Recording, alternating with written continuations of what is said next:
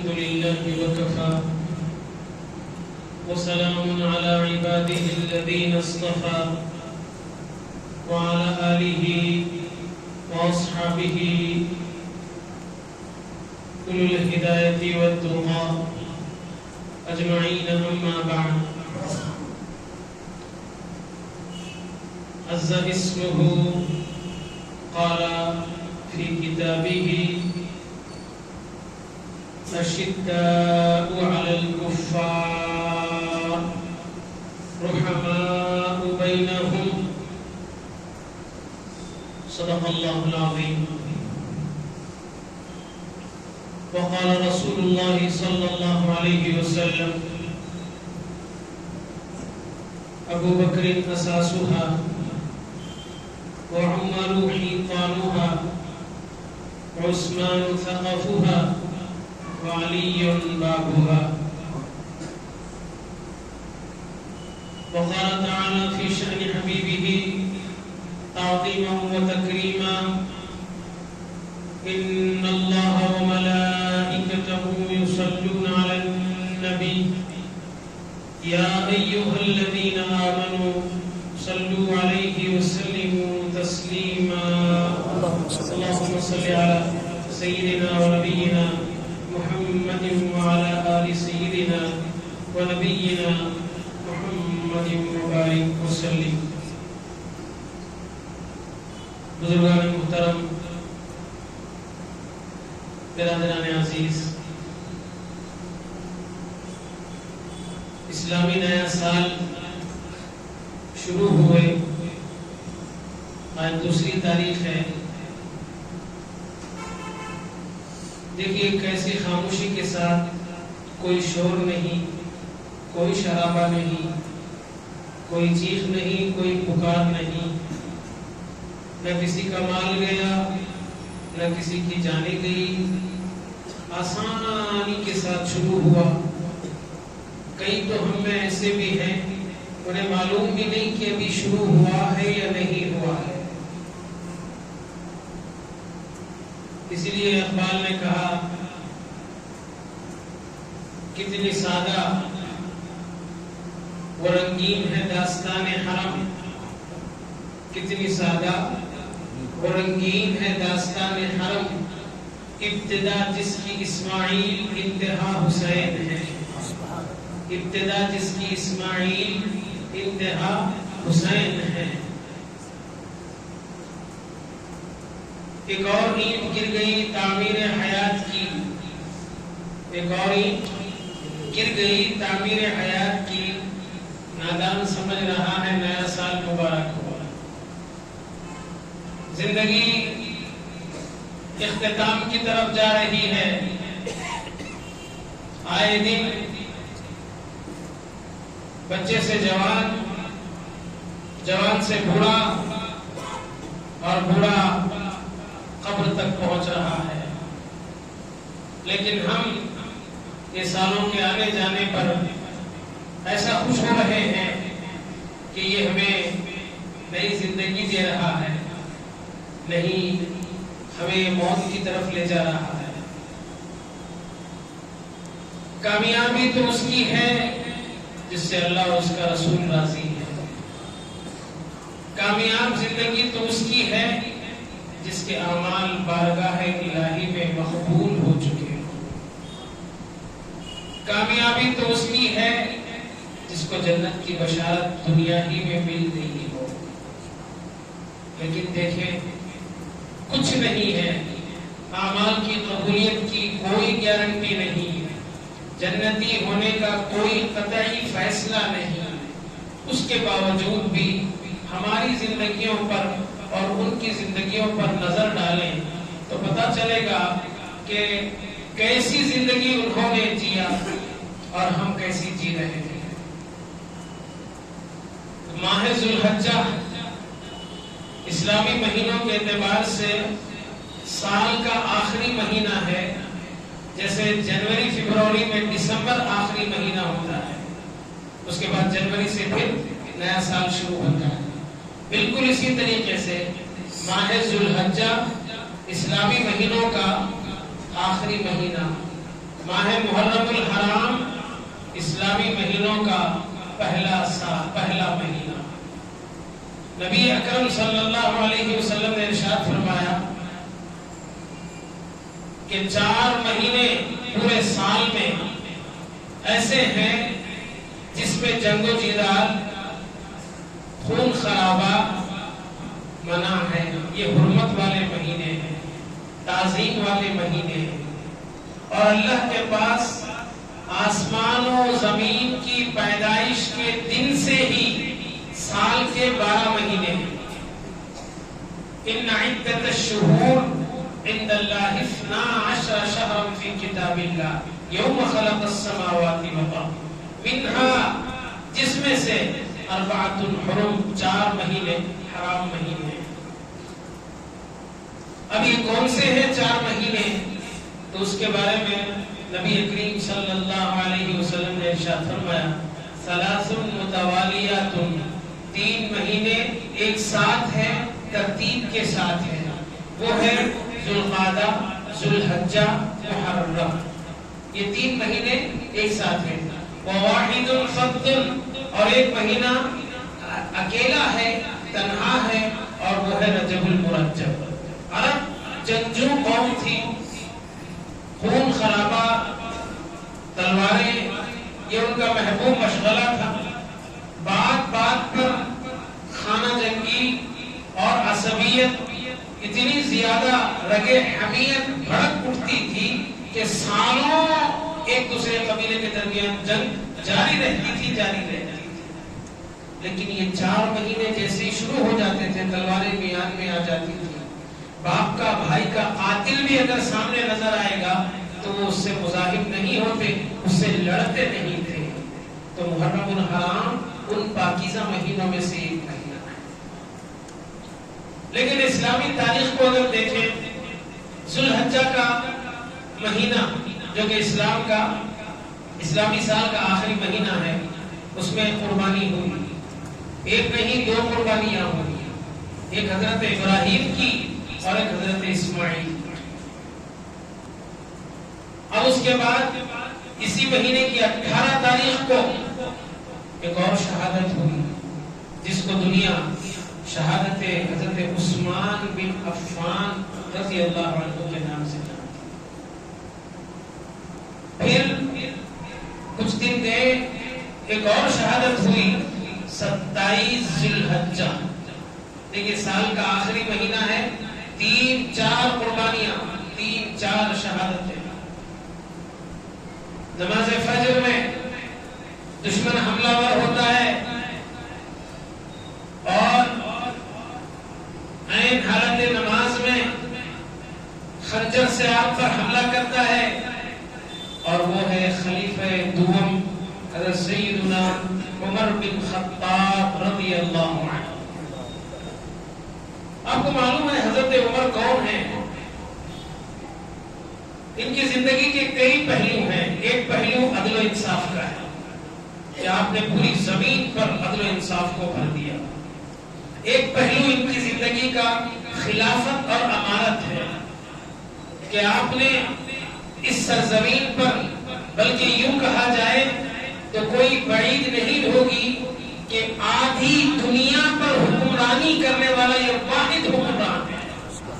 آدھی دنیا پر 22 لاکھ یا 23 لاکھ مربع میل کی سرزمین پر یہ واحد. اور قیصر و کسریٰ دم نہیں مار سکتے تھے اس کے حکم کے آگے. آپ اندازہ کریں کیسی ٹھاٹ باٹ والی زندگی ہوگی، کیسی شان و شوکت والی زندگی ہوگی. تحقیق سے پڑھیں تو معلوم ہوگا جس میں مبارک پر جو چادر اڑا کرتے تھے یا جو قمیص پہنا کرتے تھے 14 پیبند اس کو لگے ہوئے ہوتے تھے. ہمارا حال تو یہ ہے کہ بغیر استری کے ہم کپڑے نہیں پہنتے. اور یہ وہ ہیں جن کے بارے میں نبی کریم صلی اللہ علیہ وسلم نے رب سے دعا مانگی، اللہم اعز الاسلام باسلام العمرین.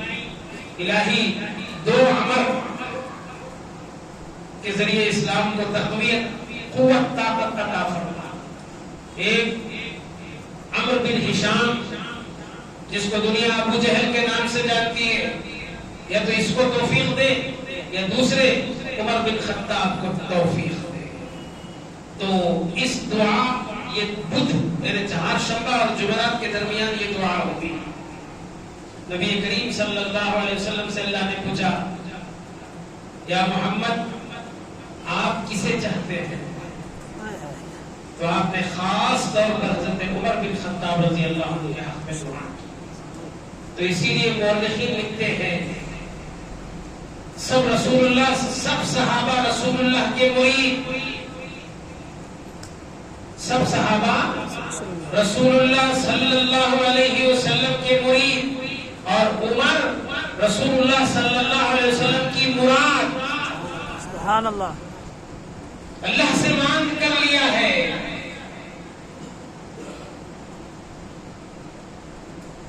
ادھر دعا ہوئی، ادھر دوسرے دن فیصلے ہو رہے ہیں، محمد عربی صلی اللہ علیہ وسلم کو قتل کیے جا رہے ہیں۔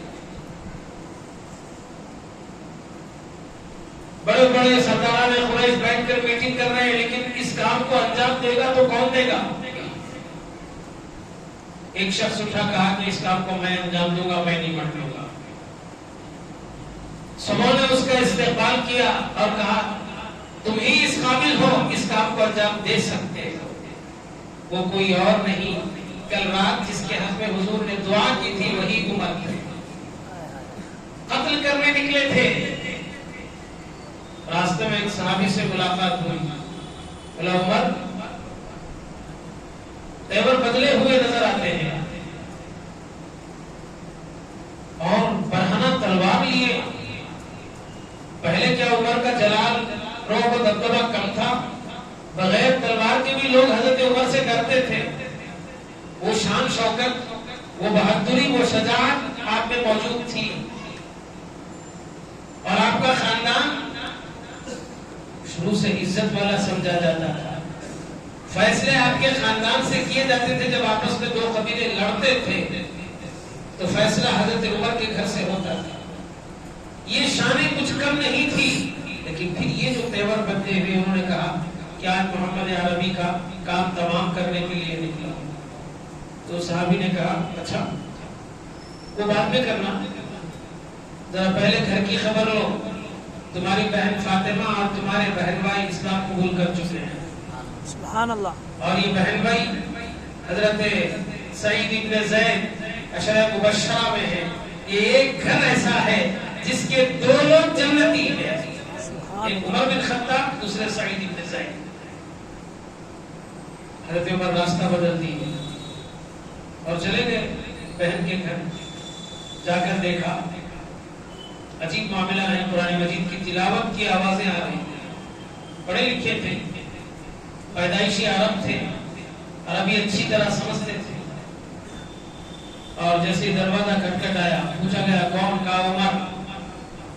ایک صحابی خباب ابن الارت رضی اللہ عنہ ان کو پڑھانے کے لیے آئے تھے قرآن مجید۔ یہ بھی چھپ گئے، بہن بھائی بھی چھپ گئے۔ اب ہمت کس کی عمر کے سامنے آنے کی؟ وہ تھی بہن، وہ سامنے آئے۔ سامنے آنا ہی تھا، حضرت عمر نے ان پر حملہ کر دیا، مار دیا اور لہو لہان کر دیا، اور کہا کہ بتاؤ تم کیا پڑھ رہے تھے؟ حضرت عمر نے کہا تم ابھی ناپاک ہو، کفر کی گندگی تمہارے ساتھ ہے، تم غسل کرو، پاک ہو جاؤ، اس کے بعد تمہیں پیش کیا جائے۔ چنانچہ پاکیزگی کے بعد قرآن شریف کا کچھ نسخہ، کیونکہ ابھی قرآن شریف کتابی شکل میں جمع نہیں تھی، وہ تو حضرت عثمان بن عفان رضی اللہ عنہ کے بعد کے خلیفہ کے زمانے میں جمع ہوئی تھی۔ تو آپ نے، آپ کی نظر پڑی قرآن مجید کی اس آیت پر،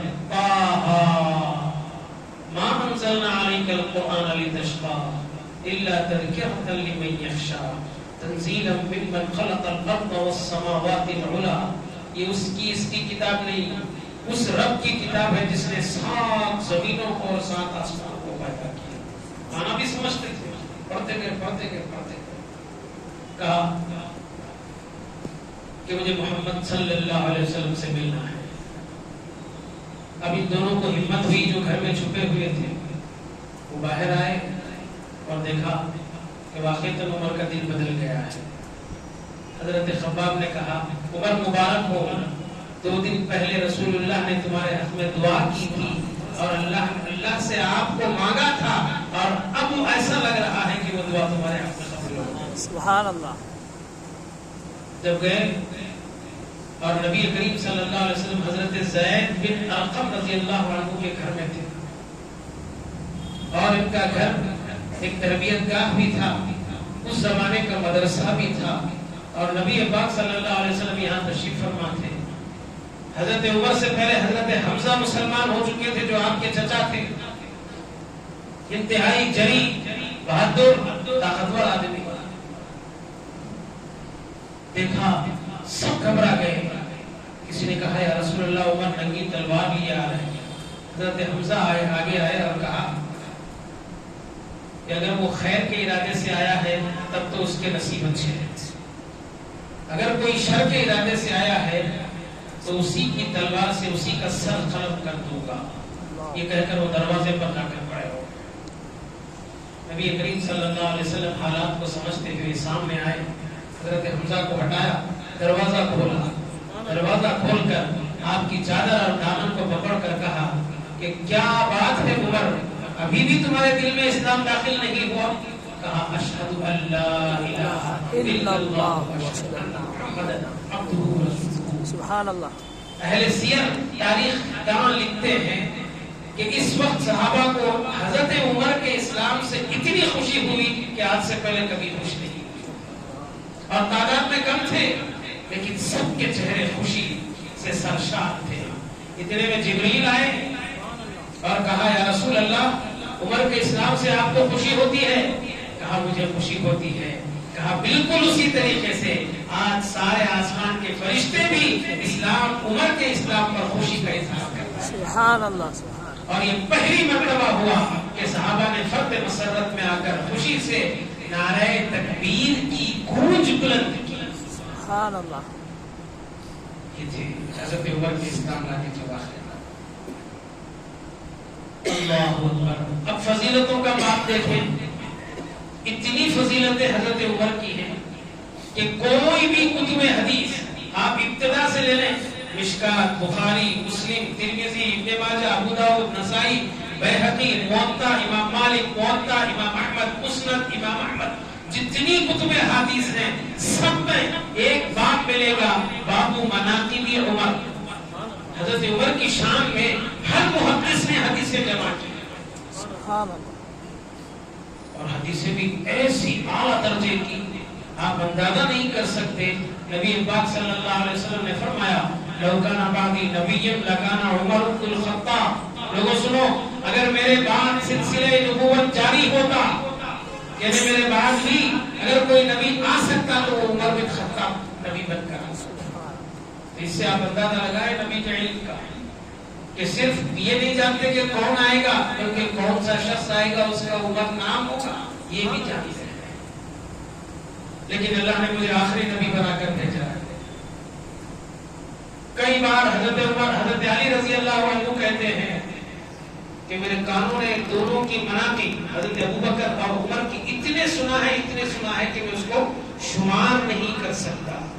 ایک مرتبہ نبی پاک صلی اللہ علیہ وسلم کہ سیدھے جانب ابوبکر، دوسرے جانب عمر، آپ نے ان کو سہارا دے کر اٹھے تو صحابہ نے آپ تینوں اصحاب کو دیکھا تو آپ نے برجستہ فرمایا ہم قیامت کے دن بھی ایسے ہی اٹھیں۔ سبحان اللہ۔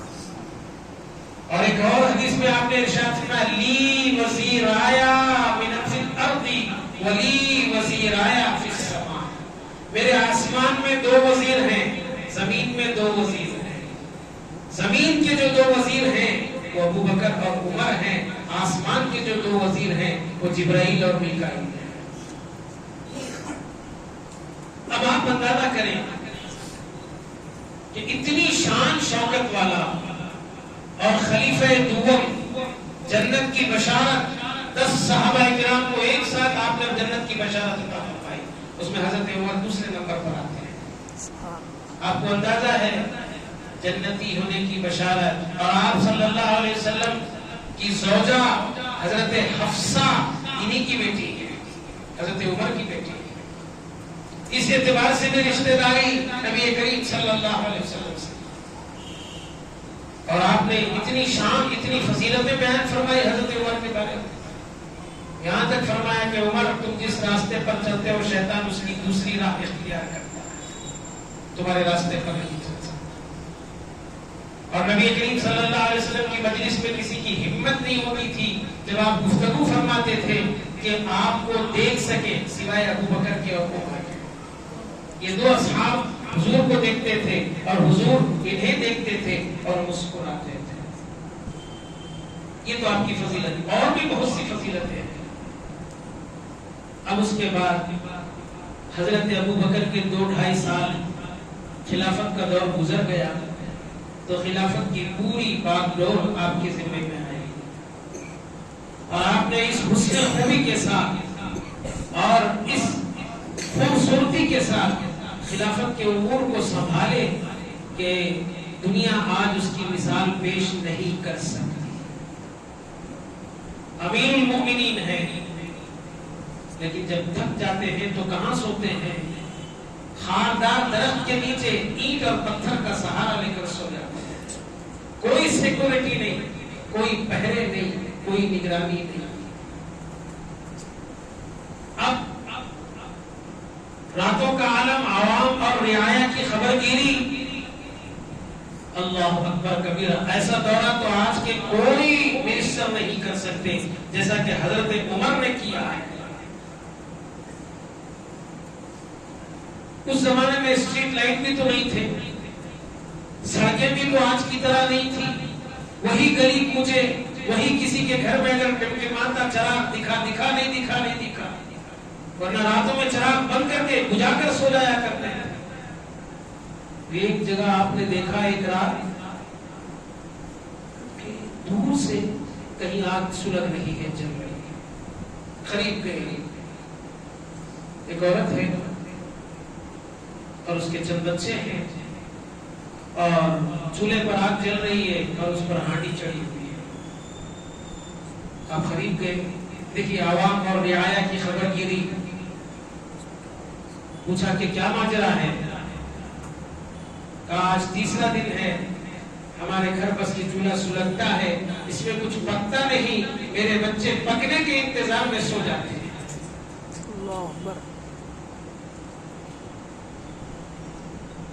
और ये उमर खलीफा बन बैठा है। कल मैदान महशर होगा, खुदा का दरबार होगा और मेरा ये हाथ उमर के गिरेबान को पकड़ेगा और कहेगा तेरी रियाया में मैं थी और तूने मेरी कोई खबरगिरी नहीं की। और सामने कोई दूसरा नहीं, वो उमर ही थे।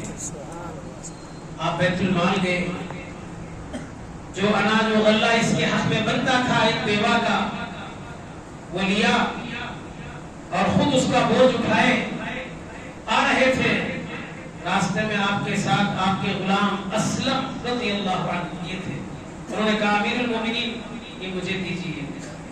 आपने पलटा तो देखा कि आंसू जारी है और कह रहे हैं असलम क़यामत के दिन उमर का बोझ उठाएगा, अगर उठाएगा तो ये ले लेना। खामोश हो गया। हज़रत उमर उसके घर गए, अनाज दिया, गल्ला दिया, रोटी का आटा दिया, घी दिया, खजूरें दी, जो कुछ इसके हक में बनता था सब दिया। कुछ ही देर में खाना तैयार हुआ और बच्चों ने भी खाए, उस बुढ़िया ने भी खाए। बच्चे रो रहे थे। आप अंदाजा करें हज़रत उमर की क्या हालत हो रही होगी। उस खातून ने कहा बेटा बादशाह तो तुझे होना चाहिए, वो उमर को नहीं होना चाहिए। तो आपने सर उठाया और कहा बहन उमर को माफ कर दे। तो उस बुढ़िया ने कहा कि तुझे उमर की बड़ी पड़ी है, यहाँ हमारे हालात ऐसे हैं और तू उमर के बारे में इतना खैर खा है। कहा تجھے نہیں پڑی ہے، عمر تیرے سامنے کھڑا ہے، سبحان اللہ کل دربار آ جانا، تیرا وظیفہ مقرر کر دوں گا اور وہی عمر کو بھی پالے گا۔ یہ رعایا کی خبر گیری راتوں میں ہمارے وزیر، ہمارے امیر، ہمارے جو عوام کے ووٹوں سے چنندہ جو ممبران ہوتے ہیں، ان کا عالم دیکھیں اور یہ دیکھیں، یہ رعایا کی خبر گیری اور عبادت تقوی پرہیزگاری کا عالم۔ اللہ اکبر کبیرہ۔ حضرت عمر فرمایا کرتے تھے دیکھو 5 نمازیں تو سب پڑھتے ہیں، لیکن تم میں جو جس حیثیت کا ہے اس کی عبادت اس حیثیت کی ہونی چاہیے۔ ایک آدمی کو مقرر کیا کہ تم میں جو جس حیثیت کا ہے، امیر ہے تو اس کی عبادت بھی عام لوگوں سے ہٹ کے ہونا چاہیے۔ مہینے میں 1 مرتبہ گوشت کھاتے تھے اور ہمارا حال یہ ہے کہ 1 دن میں گوشت کھائے بغیر گزارا نہیں ہو سکتا۔ بھلا ہم کس منہ سے یہ کہیں کہ ہم سنتوں کی پیروی کرنے والے ہیں؟ نام ہمارا سنی کس حیثیت سے؟ ارے ان کو کہنا چاہیے سنی، جنہوں نے ایک سنت کو بھی نہیں چھوڑا، خلافت کا بابور سنبھالے 2-3 دن گزرے تھے، 2 چھوٹی مسجد نبوی میں تھے، 2 چھوٹی چھوٹی بچیاں آئیں اور کہا چچا چلیے ہمارے گھر۔ کہا بیٹی کیا بات ہے؟ کہا ہمارا بھائی بیمار ہے اور ماں اتنی ضعیف ہے کہ اونٹنی کا دودھ دھو نہیں سکتی، لہذا آپ چل کر ہمارے کھانے پینے کا انتظام کریں۔ کیوں؟ آپ سے پہلے جو خلیفہ تھے روزانہ عصر کے بعد ہمارے گھر آیا کرتے۔ سبحان اللہ سبحان اللہ۔ آپ کی آنکھ بھر آئی اور کہا ابو بکر کس بوجھ کے تلے مجھے چھوڑ کر گئے؟ اور جو قافلے آپ کے حکم پر جگہوں میں جایا کرتے تھے، آپ آرام سے نہیں بیٹھتے تھے، ان کے گھر جاتے اور کہتے کہ بتا تیرا شوہر جنگ میں گیا ہے، تجھے کچھ ضرورت ہے؟ میں بازار جا رہا ہوں، تیرے گھر کا سامان لاؤں؟ یہ کوئی معمولی ہستی نہیں، عمر تھے۔ تو آپ اندازہ کریں، ہمیشہ صحابہ سے آپ کہا کرتے تھے دجلہ یا فرات کے درمیان اگر کوئی بکری کا بچہ بھی بھوک سے مر جاتا ہے تو عمر کو قیامت کے دن اس کا بھی حساب دینا پڑے گا۔ حضرت عمر کی زندگی اتنی نرالی، اتنی نرالی۔ عید کا دن ہے، لوگ اپنی اپنی حیثیت کے موافق خوشیاں منا رہے ہیں اور اپنی اپنی بساط کے مطابق نئے کپڑے پہنے ہیں، اور حضرت عمر ہے دروازہ بند کر کے کوڑے مار رہے ہیں اپنے آپ اور کہہ رہے ہیں عید تو اس کی ہے جس کے روزے قبول ہوئے تھے، عید تو اس کی ہے جس کے اعمال اللہ کی بارگاہ میں مقبول ہوئے تھے۔ اے عمر بتا تیرا کیا ہوگا؟ اے کاش کہ تیری ماں تجھے پیدا ہی نہ کرتی، اے کاش کہ عمر کوئی پرندہ ہوتا جو آزادی کے ساتھ جہاں جنگلوں میں کھاتا پیتا اڑتا پھرتا تھا، جس کو حساب و کتاب کی بھی کوئی فکر نہ ہوتی۔ وفات کا وقت قریب آیا تو آپ نے اپنے صاحبزادے سے کہا، چونکہ وفات کی وقت آپ کی گردن آپ کے صاحبزادے کے گود میں تھی، کہا سنو مجھے زمین پر لٹا۔ چنانچہ آپ کو زمین پر لٹایا تو آپ نے سر رگڑتے ہوئے کہا وَإِلَكَ يَا عمر، عمر تیرے لیے ہلاکت ہے، إِن لَمْ يَغْفِرْ رَبَّكَ، اگر تیرا رب تجھے نہیں بخشے گا تو تیرے لیے ہلاکت ہے۔ اس کے بعد وصیت فرمائی بیٹا ام المؤمنین عائشہ صدیقہ رضی اللہ عنہا کے پاس جانا اور کہنا، یہ نہیں کہنا کہ امیر المومنین یہاں دفن ہونا چاہتا ہے، بلکہ کہنا عمر یہاں دفن ہونا چاہتا ہے۔ حضرت عبداللہ بن عمر گئے، جا کر دیکھا تو ماں عائشہ رو رہی ہے۔ کہا کہ عمر سلام کہتا ہے، میرے والد سلام کہتے ہیں، اور حضرت ابو بکر کے پہلو میں دفن ہونا چاہتے ہیں، جو کہ نبی کریم صلی اللہ علیہ وسلم کا حجرہ مبارک ہے۔ حضرت عائشہ نے کہا وہ جگہ تو میں نے اپنے لیے رکھی تھی، کیونکہ یہاں کوئی تیسرا نہیں، ایک تو ابو بکر میرے والد ہیں، محمد رسول اللہ میرے شوہر ہیں، میں چاہتی تھی کہ ان کے بازو دفن ہو جاؤں، لیکن حضرت عمر اگر یہاں دفن ہونا چاہتے ہیں تو یہ اس سے زیادہ مجھے پسندیدہ ہے، میری قبر کہیں اور ہوگی، لیکن آج میں حضرت عمر کو یہاں اجازت دیتی ہوں کہ ان کو دفنایا جائے۔ بیٹے آئے اور کہنے لگے ابا جان خوش ہو جائیے، ماں نے اجازت دی ہے۔ کہا بیٹے اب یہ امیر المومنین نہیں رہا، جب یہ مر جائے گا اس کا جنازہ سامنے کر کے رکھنا، پھر ایک مرتبہ اجازت دینا، اگر اجازت دے تو اندر دفنانا، نہیں تو مسلمانوں کے عام قبرستان جنت البقیع میں دفنا دے۔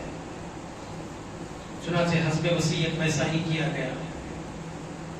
حضرت عمر کا جنازہ ام المومنین عائشہ صدیقہ رضی اللہ عنہا کے گھر کے سامنے رکھا گیا، وہی تو حجرہ تھا جہاں آپ کو دفن۔